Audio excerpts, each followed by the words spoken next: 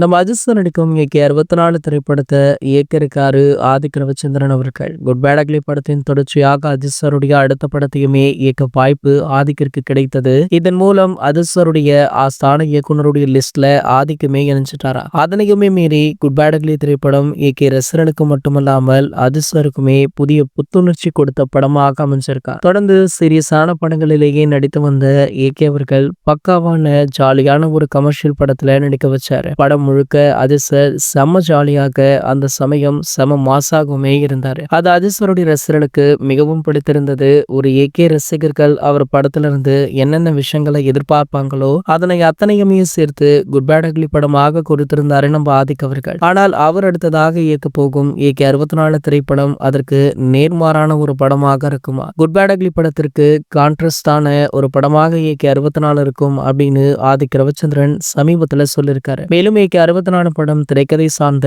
ஒரு படமாக இருக்கும் அப்படின்னும் ஏகேவுடைய கதாபாத்திரம் அந்த படத்துல சிறப்பாக வந்திருப்பதாக சொல்லிய ஆதிக் அவர்கள் இந்த படமுமே கண்டிப்பாக உங்களை நல்லா என்டர்டெயின் பண்ணும் அப்படின்றத உறுதியுமே பண்ணியிருக்காரு. ஸோ ஆகையால பாத்தீங்கன்னா ஏகே 64 திரைப்படத்துடைய படப்பிடிப்பு எப்போது ஆரம்பமாகும் அப்படின்னு ரசிகர்களுமே கேட்டுட்டு இருக்காங்க. அடுத்த ஆண்டு பிப்ரவரி இறுதியில் ஆரம்பமாகலாம் அப்படின்னு ஒரு பேச்சு இருக்கு. ஸோ படக்குழுவுமே இதனை அதிகாரப்பூர்வமாக அறிவிக்கவில்லை. இது போன்ற செய்திகளை பற்றி நீங்க உடனே தெரிஞ்சுக்க நம்மளுடைய சேனலை மறக்காம சப்ஸ்கிரைப் பண்ணிக்கோங்க.